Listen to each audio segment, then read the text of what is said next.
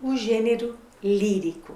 Ao pensarmos nas características fundamentais do gênero lírico, a que se sobressai é essa relação do homem com o mundo, aquilo que já havíamos falado sobre essas características, né, que diferenciam os diferentes gêneros. No gênero lírico, a relação do homem e o mundo é muito estreita, muito próxima, a ponto de podermos pensar: quanto mais lírico for o texto, for o poema, mais a relação entre o eu e o mundo é estreita, nesta proporção mesmo.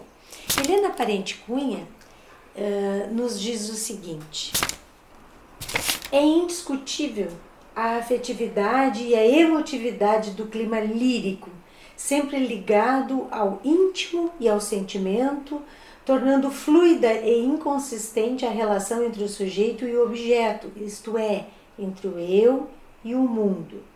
Quanto mais lírico o poema, menor será a distância entre o eu e o mundo, que se fundem e confundem.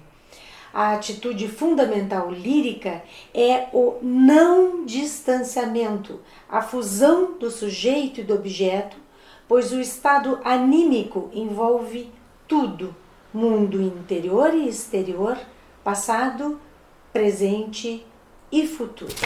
Então, esta característica lírica, ela normalmente é encontrada naquilo que a gente chama de poesia, né? Poemas que tenham aquele formato na página, né? Que reconhecemos. Mas não nos esqueçamos que essa atitude lírica, ela pode estar também num texto narrativo, que nos daria a prosa poética, por exemplo, né?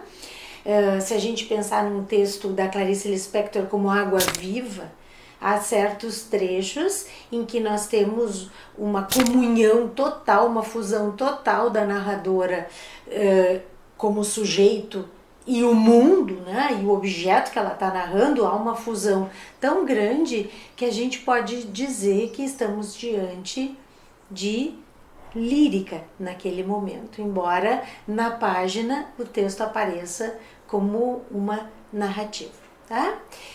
Isso só para a gente ter, em modos gerais, esta ideia inicial desta atitude lírica. Mas um texto lírico, ele também vai apresentar certas especificidades, certas características que vão para além desta relação do eu com o mundo, do sujeito com o objeto.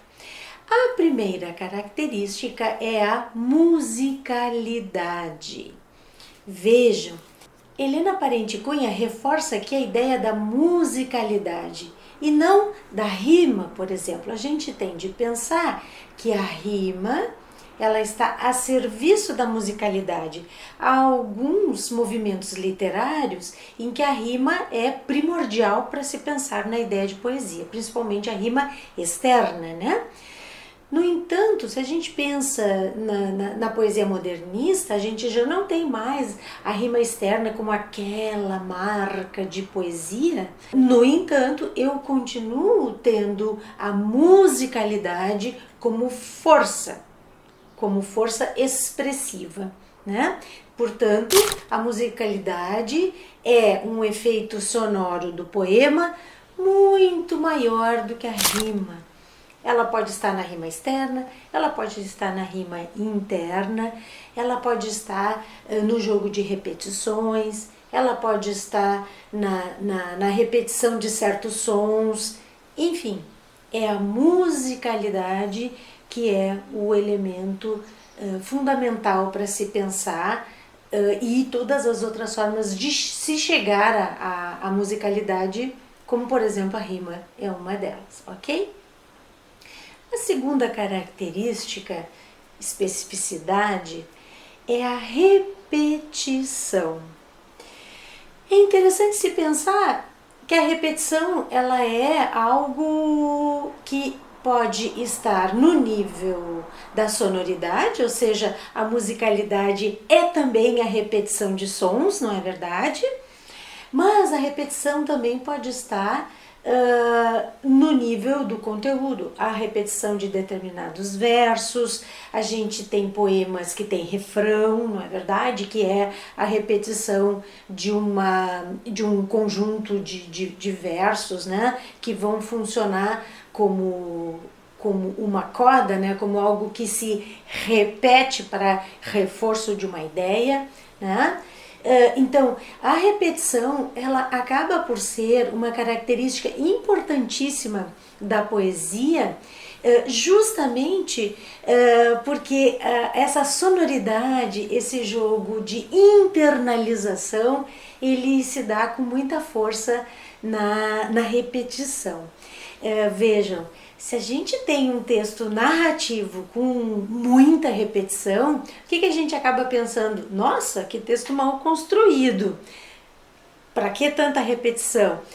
Enquanto na poesia, a repetição é praticamente a força mesma da lírica, né? A lírica, ela está na repetição do som, na repetição de uma ideia, no reforço. A repetição aqui ligada a reforço.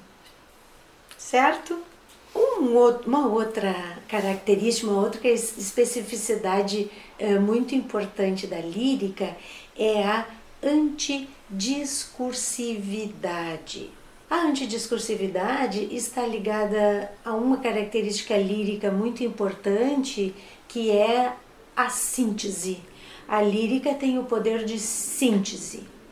Enquanto a gente pensa na narrativa como algo discursivo, dentro da ideia da descrição, da ideia da narração, né?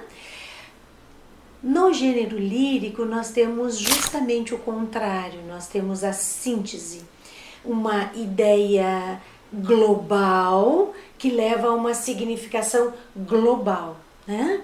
Na lírica, normalmente, a gente não toma por partes, a gente toma a globalidade do poema como uma forma de entender a ideia global, a imagem poética que aquele poema quer nos transmitir. Isso é justamente a antidiscursividade, essa tendência a uma significação global. A última característica que a gente poderia ressaltar do gênero lírico é a ênfase na estrutura de orações coordenadas, ou seja, na paratase, né?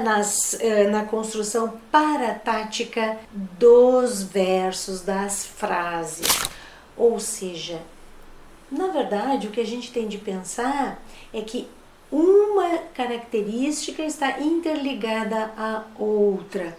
Ora, se eu tenho uma ênfase na síntese, né, uma ênfase nessa significação global, é claro que a construção paratática ela vai ser muito mais potente. Claro que pode haver, mas é mais raro eu ter grandes sentenças com orações subordinadas, enfim, né, como é muito mais próprio da narrativa. Eu acabo por ter sentenças muito mais curtas, mais diretas, que relacionam mais diretamente o sujeito ao mundo, né? O sujeito ao objeto que está sendo ali apresentado. O que a gente tem de pensar é que todas essas características, elas estão interligadas. Uma acaba por, digamos assim, ser interdependente, interrelaciona-se, uma interrelaciona-se à outra. Então, a repetição na verdade, a repetição de sons também, que vai dar essa noção de musicalidade, que por sua vez é a repetição de certas estruturas, que vai dar nessa força da significação global, que por sua vez está muito mais forte numa construção mais direta, numa construção que privilegia as orações coordenadas. Hoje a gente fica por aqui. Beijos, tchau, cuidem-se.